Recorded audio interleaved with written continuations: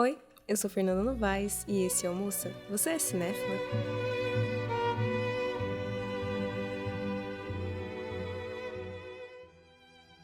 Hoje estou novamente aqui para falar desse grande diretor e uma das minhas maiores inspirações, Tarkovsky. Eu sei, eu já falei muito sobre ele aqui, já falei sobre o seu livro, de nostalgia, de Solaris, inclusive fiz 2 grandes vídeos sobre Solaris, mas hoje eu tô aqui para falar sobre o seu último filme, O Sacrifício. O Sacrifício foi gravado na Suécia, depois que Tarkovsky aceitou uma oferta do Instituto Sueco de Cinema. Uma das muitas curiosidades é que algumas pessoas se dividem quando o assunto é sobre se Tarkovsky estava ciente da sua doença durante a produção desse filme. Mas independentemente disso, O Sacrifício tem o ar de um mundo testemunhal. Desde o seu lançamento, ele se tornou indiscutivelmente um dos mais criticados filmes de Tarkovsky, descrito por alguns como um testamento final tipicamente saturnino de um cineasta totalmente ciente da sua própria reputação. Muitos o elogiaram também, descrevendo a experiência como extremamente profunda. A propensão de Tarkovsky para criticar, apontar, ao invés de debater ou interrogar, torna-se muito mais óbvia nesse filme. Ele frequentemente parece muito mais feliz em dar um sermão do que contemplar ou refletir sobre para que o homem vive, qual é o significado da sua existência, a razão do nosso aparecimento nesse planeta. Muitos sugerem, então, que Tarkovsky havia começado a acreditar no que todos lhe diziam sobre a sua importância como profeta e mártir, e não como cineasta. As pessoas, de fato, costumavam a perguntar a Tarkovsky como viver, aonde ir, onde encontrar a verdade, e ele não ficava nem um pouco chocado com essas perguntas, porque reconhecia isso como uma missão, um certo tipo de dever. A intenção de Tarkovsky com esse filme é muito menos misteriosa, digamos assim. Ele já estava profundamente desanimado com o estado do mundo e do cinema contemporâneo. E ao conceber o filme como um repúdio ao cinema comercial, Tarkovsky impacta significativamente sua ambiguidade. Um dos princípios definidores da sua teoria do cinema era justamente isso.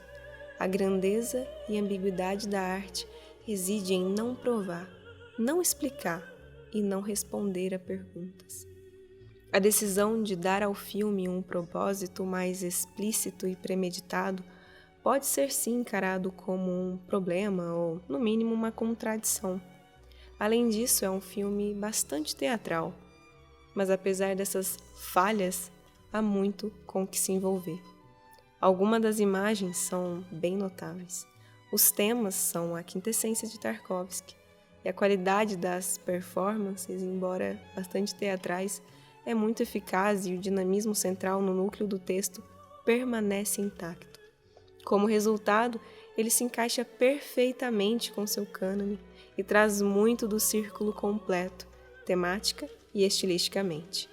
Apesar de ter sido filmado na Suécia, o filme parece autenticamente russo. No mínimo, Tarkovsky parece bem mais livre para lidar com as questões que sempre desejou, sem as rúbricas imponentes da burocracia do Mosfilme sobre ele, o que resulta em seu filme mais explicitamente religioso.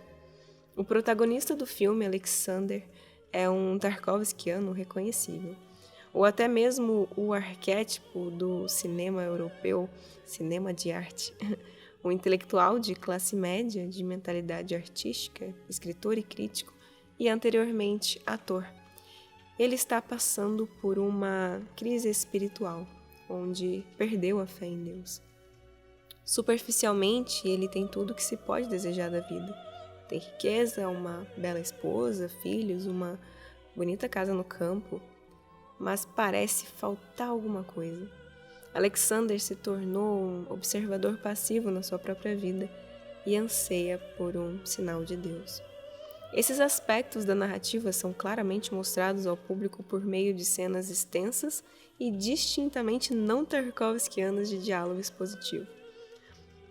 Mais do que a ambiguidade do prólogo e da sequência de abertura de Andrei Rublev, o Sacrifício começa por apresentar uma introdução aos personagens e aos temas que vão dominar a narrativa.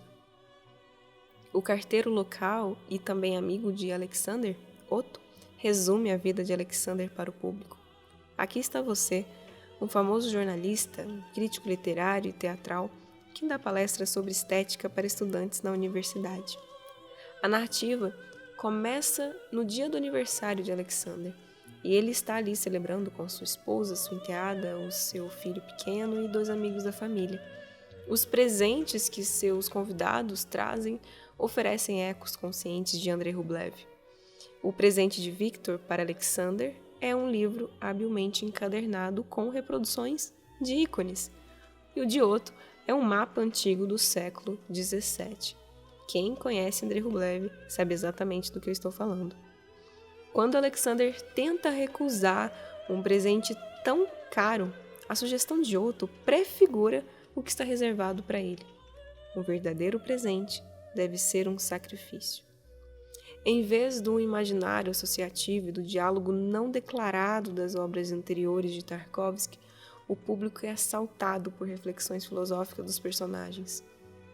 Otto fala sobre seu interesse por Nietzsche e discute o eterno retorno, que também estará dramaticamente corporificado na própria narrativa. Ele pergunta a Alexander como é a sua relação com Deus.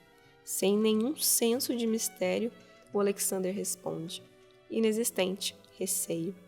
E aí, a reunião é interrompida pelo anúncio no rádio de uma grande guerra nuclear iminente, a poucas horas de distância. Enquanto o resto das pessoas estão bastante angustiadas e justificadamente desesperadas com essas notícias, Alexander se separa delas, convencido de que ele tem um papel a desempenhar no apocalipse que se aproxima. Ele acredita que é esse o evento pelo qual ele está esperando. Então ele se oferece como sacrifício a Deus.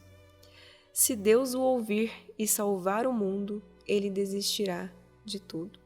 Sitt hopp, sin framtid, sitt liv och möjligheten att foga sig efter dina tankar.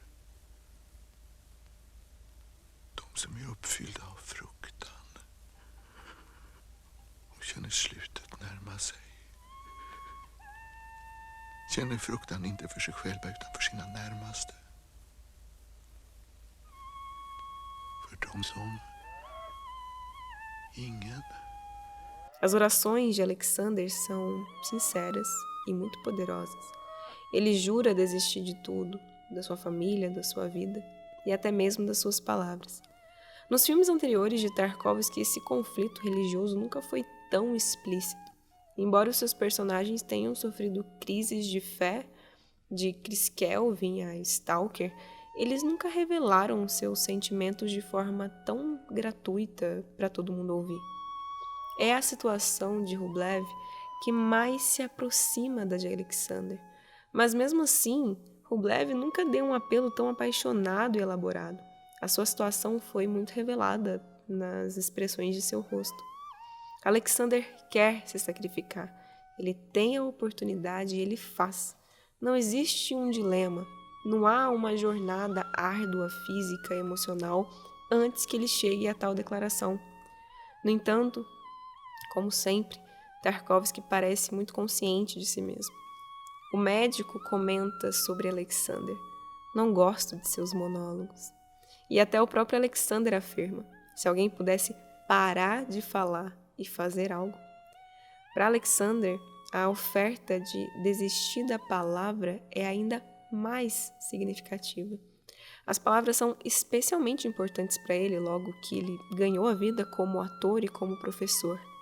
E o silêncio tem sido tão importante para Tarkovsky como forma de expressão quanto o som, desde o voto de silêncio de Rublev até a gagueira no filme Espelho. Alexander percebe que as palavras podem impedir a ação, e ele até cita Hamlet. Tarkovsky comenta que, para ele, a linguagem também perdeu seu valor. Ele diz: O mundo está repleto de conversas vazias. Todos morreremos sob o peso dessa informação tagarela. Mesmo assim, o próprio filme é autoconscientemente erudito e teatral. Não se tem os closes longos e silenciosos nos rostos dos personagens que pontuavam em Stalker. Ao longo de O Sacrifício, os personagens raramente param, silenciam, expressando quase todos os seus pensamentos. Esses elementos impactam na pressão do tempo presente no filme, que frequentemente parece excessivamente elaborado. A predileção de Tarkovsky pela tomada longa, tão eficaz, usada em Stalker e Espelho, torna-se nesse filme um pouco mais afetada e quase artificial. No entanto, isso não impede a natureza poderosa da experiência de Alexander. Tarkovsky opera em um reino que é impossível para a cultura moderna processar. O conceito de autossacrifício é um anátema em um mundo onde os valores espirituais declinaram. Ele sempre volta a este tema do sacrifício com toda a sua força. Com Harry em Solaris, o Stalker, Domênico em Nostalgia. O próprio Tarkovsky já afirmou. Afirmo que o homem moderno, na maioria das vezes, não está preparado para negar a si mesmo e seus interesses por causa de outras pessoas ou em nome do que é maior, do que é supremo. Seus personagens lutam com suas convicções e as perdem tão frequentemente quanto as encontram. Parte da eficácia da construção de Andrei Rublev e Stalker é essa busca silenciosa pela fé. Em O Sacrifício, Alexander enfrenta um teste crítico, mas parece ser muito fácil para ele. No entanto, veremos que ele realmente é recompensado com um prêmio final, que é o reconhecimento da sua fé e a prova da existência de Deus. Na noite da sua oração, ele tem sonhos estranhos. Sonhos há muito tempo são a base da estética visual e narrativa de Tarkovsky. Apesar dos protestos de Tarkovsky contra as interpretações alegóricas da sua obra, eles estão lotados de símbolos poderosos que se tornam quase irresistivelmente pronunciados. No Espelho, as fronteiras entre sonho e realidade se tornam, com o desenvolvimento da narrativa, cada vez mais difícil de entender. Em Stalker e Nostalgia, até mesmo os personagens têm dificuldade para dizer o que eles estão vivendo. O Sacrifício atinge o apogeu da estética onírica de Tarkovsky. É o seu texto, com certeza, mais profundo, a ponto do público ficar totalmente inseguro sobre o que é sonho e o que é realidade. Na verdade, todo filme pode ser um sonho. E foi esta apresentação do sonho como a natureza da vida e existência que Ingmar Bergman mais admira em Tarkovsky.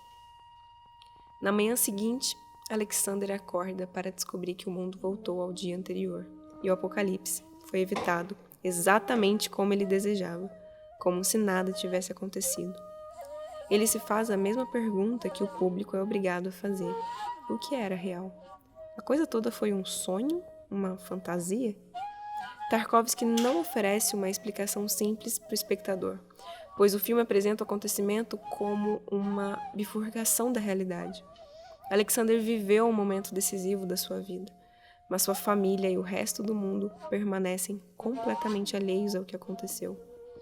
O que Alexander passou é semelhante à experiência daqueles que visitaram a zona em Stalker ou o planeta Solaris, em Solaris, exceto que ele teve seu desejo consciente realizado, em vez de seus desejos inconscientes. Tudo pode ser fruto de sua imaginação. E para aqueles que não acreditam em suas vidas, Alexander é um sonhador maravilhoso que perdeu o fôlego na realidade, onde Gorchakov, antes dele, estava apenas na beira do precipício. No entanto, para aqueles que acreditam que Alexander se sacrificou e foi recompensado por sua demonstração de fé, ambas as interpretações são inteiramente válidas à sua maneira, e ambos os lados podem tirar o que querem da narrativa do filme. É esse sentimento de mistério que é o coração que bate no centro do filme. Uma ambiguidade que, para alguns, é sua maior fraqueza, mas para outros, o aspecto que lhe confere maior ressonância. Os filmes de Tarkovsky nunca são representações da fé. São artigos de fé em si mesmos. Assim como nunca trataram apenas da memória. São artefatos da memória. Sobre essa questão da interpretação, Tarkovsky sugeriu que é possível interpretar o filme de diferentes maneiras. Por exemplo, quem se interessa por diversos fenômenos sobrenaturais buscará o sentido do filme na relação entre o carteiro e a bruxa. Para eles, esses dois personagens proporcionarão a ação principal. Os mais religiosos vão responder com mais sensibilidade à oração de Alexander a Deus. E para eles, todo o filme se desenvolverá em torno disso. E, finalmente, uma terceira categoria de espectadores que não acreditam em absolutamente nada vai imaginar que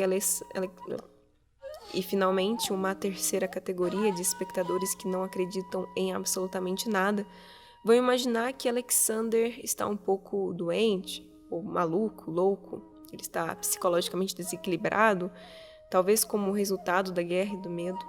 Consequentemente, muitos tipos de espectadores perceberão o filme da sua própria maneira. E a opinião de Tarkovsky é que é necessário dar ao espectador a liberdade de interpretar o filme de acordo com sua própria visão interior do mundo, e não do ponto de vista que o Tarkovsky imporia a ele, pois o objetivo é mostrar a vida, reproduzir uma imagem, a imagem trágica e dramática da alma do homem moderno. Embora Tarkovsky tenha anteriormente sido veementemente contra a interpretação, no final da sua carreira ele praticamente a saudou. Ele sugere sobre o sacrifício que talvez esteja mais próximo da elegia, da parábola, na medida em que funciona em vários níveis diferentes. Cada um de seus episódios não apenas carrega o peso da realidade, mas oferece mais de uma camada de significado. Tarkovsky citou a afirmação de Ivanov de que um símbolo só é um símbolo verdadeiro quando é inesgotável e ilimitado em seu significado. Para Tarkovsky, se uma imagem significa alguma coisa, ela é decifrável e, portanto, limitada. Ele até criticou a Madonna Sistina de Rafael, afirmando que o pensamento do artista está lá para a leitura, tudo muito inequívoco e bem definido.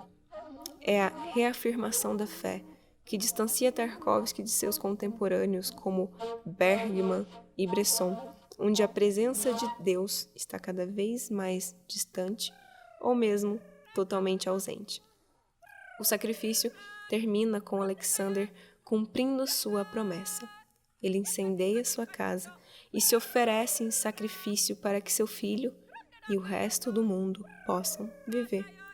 A Dasha aqui se tornou o oposto do que representava nos filmes anteriores de Tarkovsky, onde era um lugar de nostalgia e harmonia. Aqui é um símbolo do materialismo que distraiu Alexander de buscar sua espiritualidade e fé. Como o mapa de Otto, quanto maior o sacrifício, maior a recompensa. Alexander está preparado para sacrificar tudo. Embora o filme pareça se passar nos dias atuais, como muitos dos filmes de Tarkovsky, há uma qualidade deliberadamente atemporal nele. A casa tem uma decoração que evoca os anos 50, e as roupas parecem projetadas para não ter nada explicitamente moderno ou culturalmente específico sobre elas. O filme começava com a história do monge Panvé, que regava uma árvore morta todos os dias, até que milagrosamente voltasse à vida. A árvore morta, sob a qual seu filho está agora, foi o motivo central do filme, modelado claramente em A Adoração do Mago, de Leonardo da Vinci, refletindo o declínio da crença e espiritualidade no mundo contemporâneo. No entanto, no mundo de Tarkovsky ainda existe a oportunidade de salvação. O homenzinho que ficou em silêncio durante toda a narrativa fala suas primeiras palavras.